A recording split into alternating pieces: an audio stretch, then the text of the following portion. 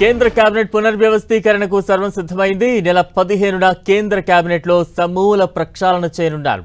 Cabinet పునర్వ్యవస్థీకరణలో మహిళలకు పెద్దపీట వేయడంతో పాటు ఎన్డీఏ మిత్రపక్షాలకు దక్కనున్న తగిన ప్రాధాన్యత ఇవ్వనుంది కేంద్ర ప్రభుత్వం. అలాగే వచ్చే ఏడాది అసెంబ్లీ ఎన్నికలు జరిగే రాష్ట్రాలకు సముచిత స్థానం కల్పించే అవకాశం ఉంది. కేబినెట్లో చోటు దక్కే వారికి అధిష్టానం సమాచారం అందించింది. అందుబాటులో ఉండాలని బీజేపీ ఎంపీలకు ఫోన్లు చేసింది. ప్రస్తుత కేబినెట్లోని కొంతమంది కేంద్ర మంత్రులను తప్పించి పార్టీలో కీలక బాధ్యతలు అప్పగించే అవకాశం ఉన్నట్టు తెలుస్తోంది.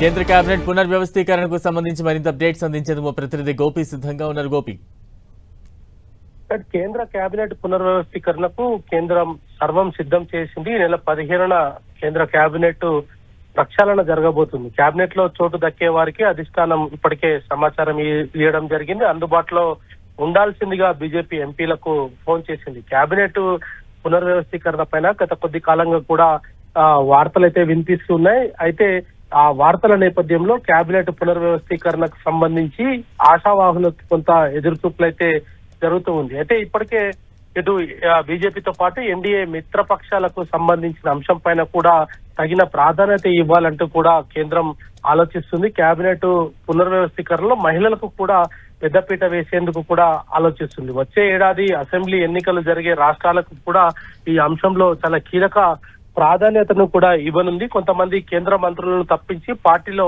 వారికి కీలక బాధ్యతలు అప్పగిస్తూ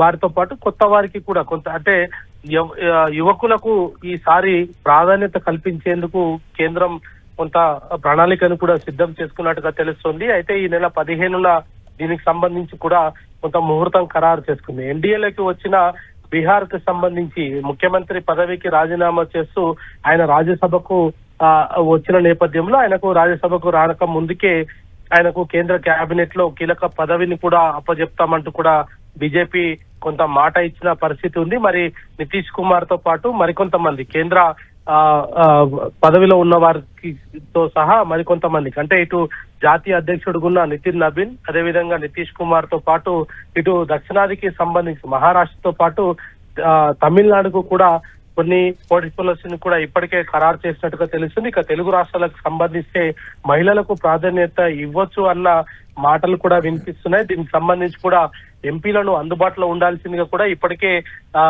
కేంద్ర ప్రభుత్వం నుంచి కీలక ఎంపీలకు కూడా ఫోన్లు వెళ్ళినట్టుగా తెలుస్తుంది. వాళ్ళందరినీ కూడా రేపటి నుంచి 15వ తేదీ వరకు కూడా అందుబాటులో ఉండాల్సిందిగా కూడా కోరినట్టుగా తెలుస్తుంది. అయితే కేబినెట్ సమావేశం ఏదైతే ప్రతి బుధవారం జరిగే కేబినెట్ ఈసారి కూడా యథావిధిగా కొనసాగిస్తూనే ఆ రోజే ఈ యొక్క కేంద్ర కేబినెట్ కి సంబంధించిన వ్యవహారం పైన కీలక నిర్ణయాలు తీసుకున్నట్టుగా కూడా సమాచారం అందుతుంది. ఇక ఆంధ్రప్రదేశ్ లో ఎన్డీఏ ప్రభుత్వం అక్కడ పరిపాలన ఉన్న నేపథ్యంలో అటు జనసేన, టీడీపీ, బీజేపీ నుంచి కూడా కొంత కీలక మంత్రిత్వ శాఖలకు అభ్యర్థులను కూడా ఖరారు చేసినట్టుగా తెలుస్తుంది. కొంత పాత వారికి కొంత ఉద్వాసన పలుకుతూ కొత్త వారిని కూడా తీసుకునే అవకాశాలు కనపడుతున్నాయి. ఇక తెలంగాణలో కూడా గత కొద్ది రోజులుగా కూడా బీజేపీ తెలంగాణలో కొంత అయితే బీజేపీ జాతీయ అధ్యక్షుడు నితిన్ నబీన్ రాష్ట్ర పర్యటన జరిగిన తర్వాత కూడా జరుగుతున్న పరిణామాలన్నింటినీ కూడా దృష్టిలో ఉంచుకుంటే